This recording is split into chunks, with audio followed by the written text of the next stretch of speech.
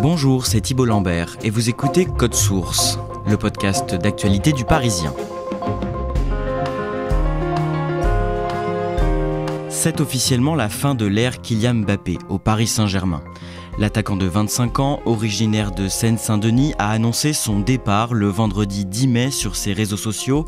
Il va quitter le club à la fin de la saison pour rejoindre le Real Madrid après 7 années passées dans la capitale française et sans jamais avoir réussi à soulever le trophée de la Ligue des Champions. Aujourd'hui dans Code Source, on dresse le bilan des années de Kylian Mbappé au PSG avec deux journalistes du service des sports du Parisien, Dominique Sévérac et Stéphane Bianchi.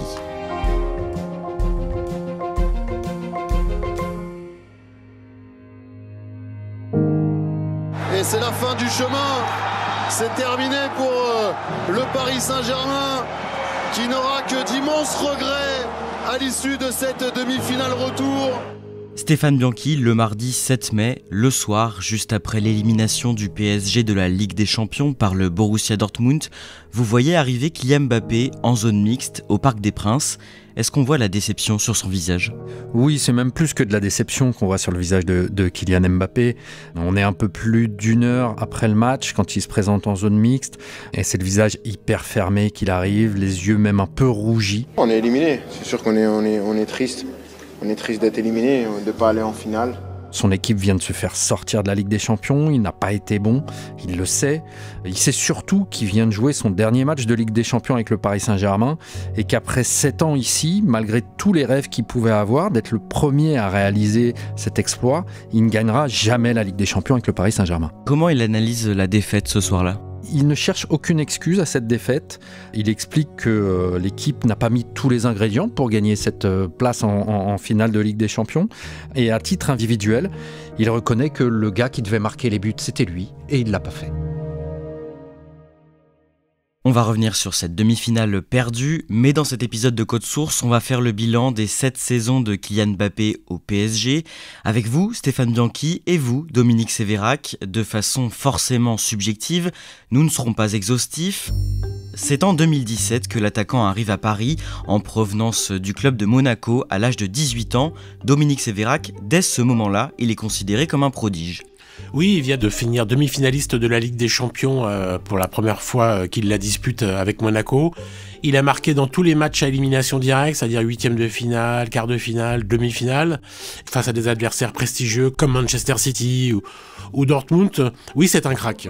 Mais dans les premières années, Stéphane Bianchi, Kylian Mbappé est dans l'ombre d'autres grands joueurs au PSG. Oui, alors dans l'ombre, tout est relatif en réalité. Disons plutôt qu'il est dans le sillon des autres joueurs du Paris Saint-Germain. Il faut se souvenir que quand il arrive au PSG en 2017, Kylian Mbappé n'a que 18 ans et une saison et demie à peine chez les professionnels derrière lui à Monaco. Mais c'est vrai que c'est l'espoir avec un grand E du football français. Paris a d'ailleurs déboursé 180 millions d'euros pour acquérir Kylian Mbappé. C'est le deuxième plus gros transfert de l'histoire. Mais cette année-là, c'est vrai qu'il arrive dans un club où il y a déjà des joueurs très connus, starisés, les Brésiliens Thiago Silva, Dani Alves. Il y a aussi l'Uruguayen Edinson Cavani, qui est le buteur vedette du Paris Saint-Germain, qui est le chouchou du public. Et évidemment, il y a Neymar, que le club vient d'acquérir pour 222 millions d'euros. Alors à 18 ans, Kylian Mbappé n'a absolument pas son parcours. Il a d'ailleurs la clairvoyance de se mettre dans le sillon de Neymar, au service de Neymar. Il déclare dès son arrivée au club que son premier objectif, c'est d'aider le Brésilien à obtenir son premier ballon d'or. Dominique Sévérac, vous, dans les premières années au PSG, est-ce qu'il y a un but de Kylian Mbappé qui vous frappe ? Il y en a beaucoup, mais je pense surtout à celui du 1er septembre 2018, c'est à Nîmes. C'est une longue ouverture de Presnel Kimpembe qui avance et qui trouve, lors d'une passe en profondeur de 40 mètres, Kylian Mbappé dont l'appel est déjà tranchant, et c'est surtout l'enchaînement qui est sidérant. Contrôle, frappe sous la barre, demi-volée. C'est un but prodigieux qui raconte déjà que c'est un garçon qui va vite, qu'il est technique, qu'il est puissant, et pourtant il a à peine 18 ans. Est-ce que vous aviez déjà eu la même impression en regardant un autre joueur sur le terrain ? Je pense que j'avais pas vu ça de mes yeux depuis l'avènement de Zinedine Zidane, dont j'ai suivi les premiers pas à Cannes, puis à Bordeaux, puis en équipe de France. L'effet de sidération, lui, est comparable. Les premiers pas font cet effet-là. Stéphane Bianchi, au fil du temps, Kylian Mbappé va prendre de plus en plus d'importance et de pouvoir dans l'équipe. Oui, du statut d'espoir qu'il était en arrivant, Kylian Mbappé va peu à peu devenir l'égal des autres vedettes du vestiaire. Il est champion du monde en 2018, il est meilleur buteur du championnat de France chaque saison, il progresse sans cesse, il est décisif. Il a en plus un caractère qui lui permet de prendre de la place dans le vestiaire. Il a une confiance en lui qui est insubmersible. D'ailleurs, il y a une punchline qui résume tout à fait Kylian Mbappé et son état d'esprit. Il n'y a pas de t'as l'âge ou t'as pas l'âge. Ça veut rien dire, ça. Dès que j'entendais l'âge, j'avais les sourcils qui fronçaient. Moi, tu me parles pas d'âge. Ça résume tout à fait ce qu'est Kylian Mbappé dans cette équipe du Paris Saint-Germain. À la fin de la saison, fortement perturbée par le Covid, la saison 2019-2020, le PSG accède à la finale de la Ligue des Champions, mais Kylian Mbappé est blessé. Le club s'incline. La saison suivante, en 2021, le PSG est éliminé en demi-finale contre Manchester City. Stéphane Bianchi, la saison suivante, parmi les souvenirs que vous gardez de Kylian Mbappé en Ligue des Champions, il y a le 8e de finale face au Real Madrid en 2022. Rappelez-nous ce qu'il se passe au match aller et au match retour. C'est une double confrontation totalement folle, un match dans le match entre Kylian Mbappé et Karim Benzema, les deux plus grands attaquants français du moment. Au match aller, le Parc des Princes est assez sur la réserve. Le Real Madrid est venu avec un plan anti-Mbappé pour l'empêcher de prendre les espaces et d'utiliser sa vitesse. Ça fonctionne pendant un peu plus de 90 minutes, jusqu'au moment où Mbappé sort de sa boîte comme un diablotin. On joue les dernières secondes, il élimine deux joueurs du Real Madrid et va glisser le ballon entre les jambes du gardien Thibaut Courtois. C'est l'explosion dans le Parc des Princes parce que Kylian Mbappé vient de sortir le Paris Saint-Germain du pétrin et leur donner un avantage avant le match retour.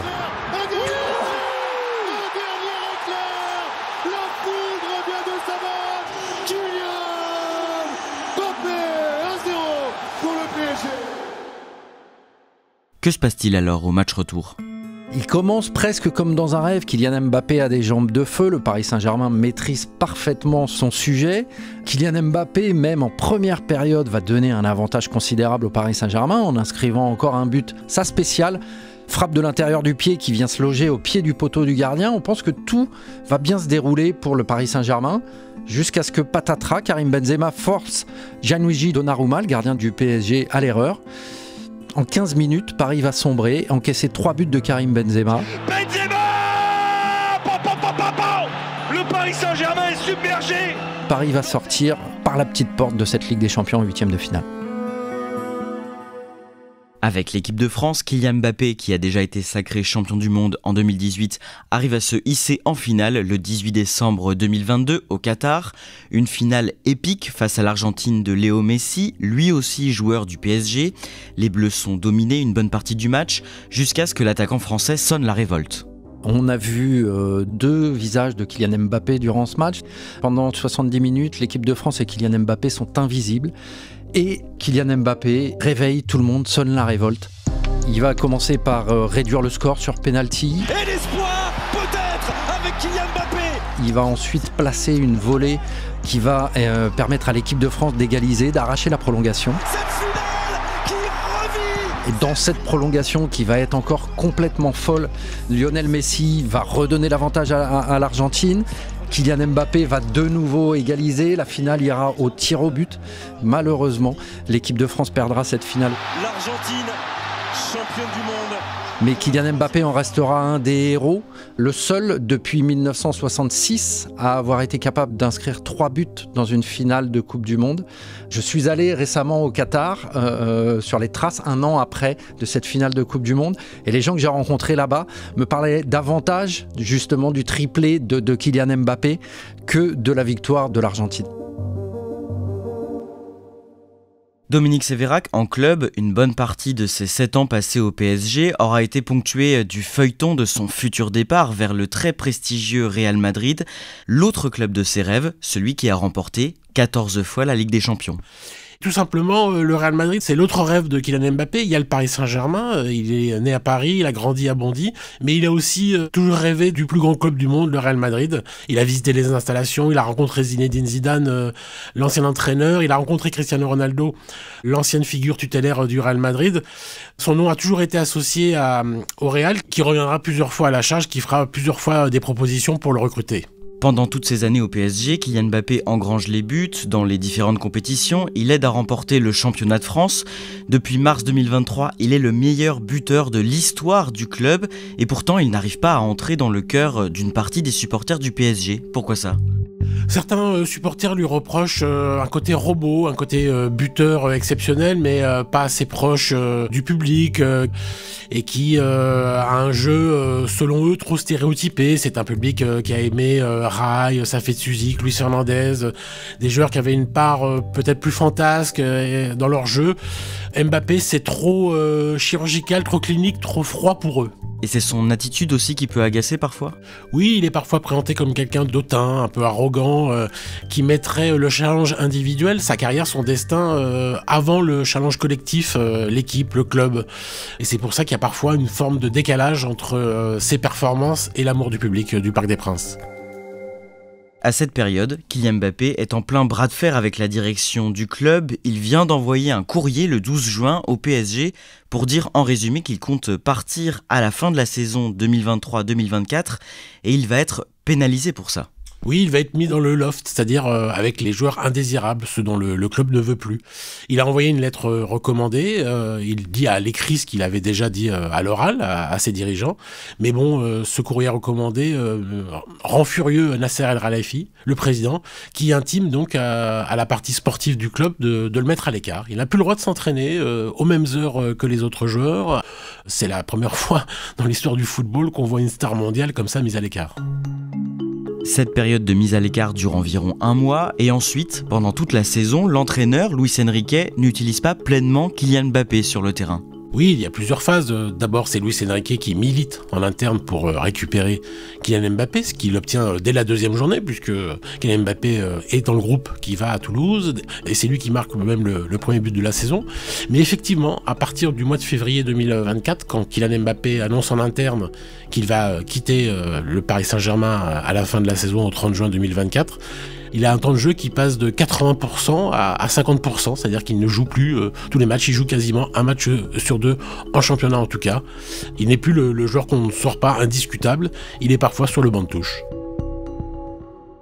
Malgré le différend qui l'oppose à la direction du club, Kylian Mbappé reste une personnalité qui compte en France. Par exemple, le mardi 27 février, il est invité à l'Elysée pour un dîner de prestige.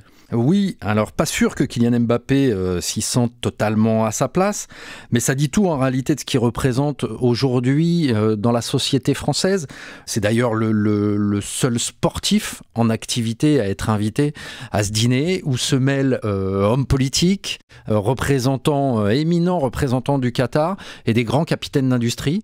Lui est là et on voit d'ailleurs dès son arrivée, les images ont fait le tour du monde, sa connivence avec Emmanuel Macron et l'émir du Qatar. Il fait partie de ceux que les deux hommes d'État accueillent avec de grands sourires et presque avec bienveillance en se tapant dans la main. Dominique Sévérac, au-delà de ce dîner, à quoi ressemble la vie de Kylian Mbappé au quotidien ? Alors il a deux frères, il a deux parents qui ne vivent plus ensemble, tout le monde vit dans l'ouest parisien, il est partagé entre les deux logements de ses parents, il est très famille, il passe beaucoup de temps avec son père, beaucoup de temps avec sa mère, beaucoup de temps avec ses deux frères et ses amis. C'est la vie d'un garçon de 25 ans, j'ai envie de dire lambda, mais qui ne peut pas faire évidemment ce qu'il veut. Et à un moment donné, il avait même envisagé de sortir dans la rue avec une perruque, avec des lunettes de soleil pour pouvoir vivre à peu près normalement. Bon, cette idée a été abandonnée. Et puis il n'a pas le permis. Il est véhiculé pour aller au campus de Poissy, là où le Paris Saint-Germain s'entraîne. C'est un garçon de 25 ans qui a les rêves d'un footballeur de 25 ans qui est un prodige et qui vit sur une autre planète que Monsieur Tout-le-Monde. Au niveau sportif, en Ligue des Champions, le PSG perd 3-2 face au FC Barcelone en quart de finale aller le 10 avril, mais l'emporte au match retour le 16 avril, 4-1 avec un doublé de Mbappé. Le PSG va donc jouer le Borussia Dortmund en demi-finale, un club qui est 5e du championnat d'Allemagne, alors que le PSG, lui, est champion de France depuis le mois d'avril. L'avantage est donc pour Paris sur le papier. Le 1er mai, Dortmund remporte le match aller à domicile, 1-0. À 2 jours du retour, le dimanche, Stéphane Bianchi, vous suivez Kylian Mbappé sur un événement qu'il organise sur les Champs-Élysées à Paris avec l'équipementier Nike et son association Inspired by KM, inspirée par KM, Kylian Mbappé. Un peu plus de 2000 enfants sont invités à participer à des épreuves de sport.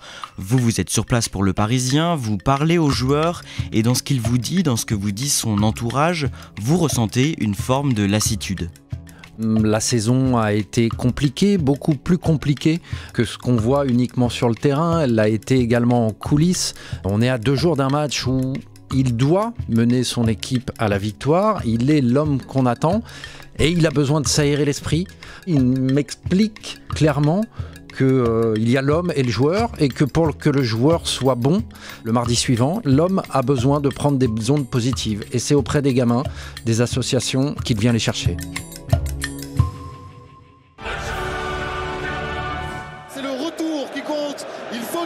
On en arrive à cette demi-finale retour de la Ligue des Champions, à domicile, au Parc des Princes, le mardi 7 mai. Les supporters du PSG chantent beaucoup avant le début du match et beaucoup moins pendant. Comment joue Kylian Mbappé ? Pas bien. Grosso modo, le Paris Saint-Germain est passé à côté de sa demi-finale de Ligue des Champions, à l'aller comme au retour. Et à l'aller comme au retour, Kylian Mbappé n'a jamais trouvé la solution. Il a trouvé le poteau.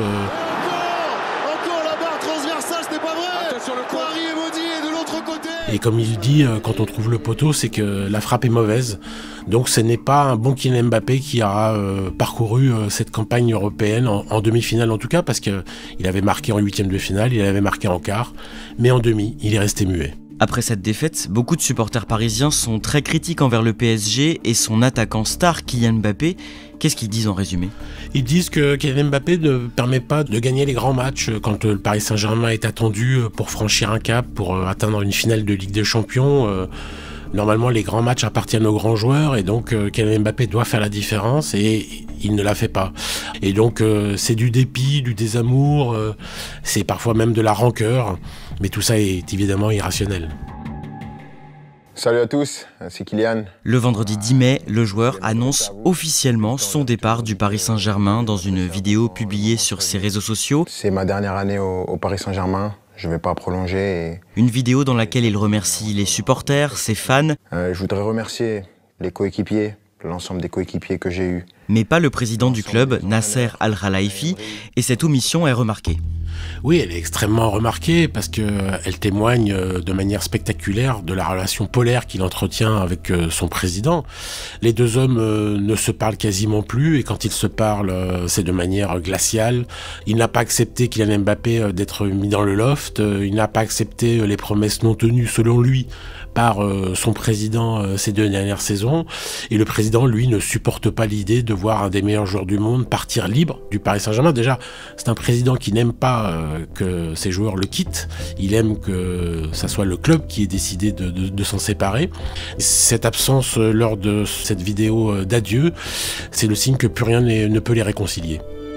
Et cette vidéo donne lieu, selon vos confrères du Parisien, à un échange assez houleux entre Nasser El-Khelaifi et Kylian Mbappé le lendemain, un peu avant le match PSG-Toulouse. Oui, c'est le dernier match de la saison au Parc des Princes et les deux hommes se croisent évidemment dans les couloirs du Parc des Princes, dans les coulisses, et ils s'enferment pour discuter de cette vidéo parue la veille. Le président El-Khelaifi, c'est quelqu'un de très fier et il dit sa façon de penser à Kylian Mbappé et les deux hommes ont une discussion très animée qui vire au clash. Cet épisode témoigne du caractère irréconciliable de leur relation. C'est ce même jour, donc ce dimanche 12 mai, que Kylian Mbappé joue son tout dernier match au Parc des Princes. Une rencontre qui se termine sur une défaite face à Toulouse, 3-1. Dominique Sévérac, on l'a dit, il y a pas mal de frustration chez des supporters qui dressent le bilan des années Mbappé au sein du club. Mais vous retenez surtout que ce joueur, il vous a fait rêver, il a donné du spectacle. Oui, il a été prodigieux. Il est donc le meilleur buteur de l'histoire du Paris Saint-Germain en un temps record. Il y a des buts extrêmement marquants, il y a des buts contre toutes les équipes. Il n'a jamais perdu un classico, c'est-à-dire le match le plus important de la saison pour le Paris Saint-Germain et ses supporters. C'est le match contre Marseille en championnat. Il a marqué énormément de buts contre Marseille justement, mais aussi contre la Juventus, contre Manchester City, contre les plus grands clubs européens, Barcelone, le Bayern Munich. C'était un joueur complet, c'est un joueur extraordinaire, c'est un joueur différent, c'est un joueur à part, qui ne plaît pas à tout le monde, dont le jeu parfois n'est pas forcément compris ou aimé, apprécié. C'était une aventure géniale d'observer ça. Alors Kylian Mbappé reste évidemment en équipe de France. Les Bleus vont d'ailleurs disputer l'Euro en Allemagne. Il débute le 14 juin. En ce qui concerne le PSG, Stéphane Bianchi, est-ce que vous risquez de vous ennuyer quand Mbappé sera parti au Real ? C'est toute la question, évidemment, et la question est légitime. Ça fait 7 ans en réalité que Kylian Mbappé est le baromètre du Paris Saint-Germain. Quand Kylian va, le PSG va. Quand Mbappé ne va pas, le Paris Saint-Germain ne va pas. Il n'y aura sans doute pas de star avant très longtemps de son envergure, capable de prendre la lumière comme lui, capable de tirer l'équipe du pétrin comme il l'a fait, capable aussi d'avoir les épaules suffisamment larges pour prendre sur lui les défaites et de les assumer. Une chose est sûre, le Paris Saint-Germain devra s'en remettre, jouer différemment, en espérant qu'ils garderont le souvenir, en tout cas, du passage de ce joueur-là et que ça les inspirera pour la suite. Benzema! Le Paris Saint-Germain est submergé dans cet antre madrilène.